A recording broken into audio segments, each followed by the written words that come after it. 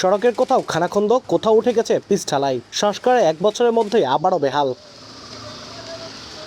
Bogura city কর্পোরেশনের প্রকৌশল অধিদপ্তর সূত্র জানায়, শহরের গুরুত্বপূর্ণ সাতমাথা থেকে ফুলতলা সড়কটি 8.5 লাখ টাকা ব্যয়ে 1 বছর আগে সংস্কার করা হয়। স্থানীয়দের অভিযোগ, প্রায় 1 দশক ধরে সড়কটি মেরামতে কোনো উদ্যোগ নেওয়া হয়নি।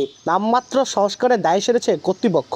এতে কার্পেটিং উঠে সড়কের অন্তত 15টি স্থানে বড় বড় গর্তে পরিণত হয়েছে। মাঝে মধ্যেই ঘটছে দুর্ঘটনা। মোটরসাইকেল নিয়ে যেতে পারি না, বাচ্চাদের স্কুলে নিয়ে যেতে পারতেছি না, হাসপাতালে যাওয়া যায় না রুগী নিয়ে। বগুড়া শহরে যত রাস্তা আছে তার মধ্যে সবচেয়ে খারাপ রাস্তা এটা।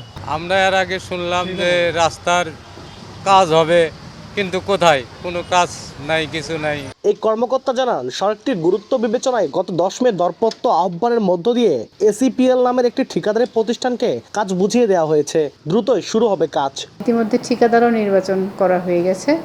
ঠিকাদারের সাথে আমরা চুক্তিপত্র সিগনেচার করার অপেক্ষায় আছি। সিগনেচার হলে আমাদের ওই রাস্তায় কাজ শুরু হয়ে যাবে। 4 কিলোমিটার সড়কের পুনর্নির্মাণে ব্যয় ধরা হয়েছে 26,60,11,300 টাকা।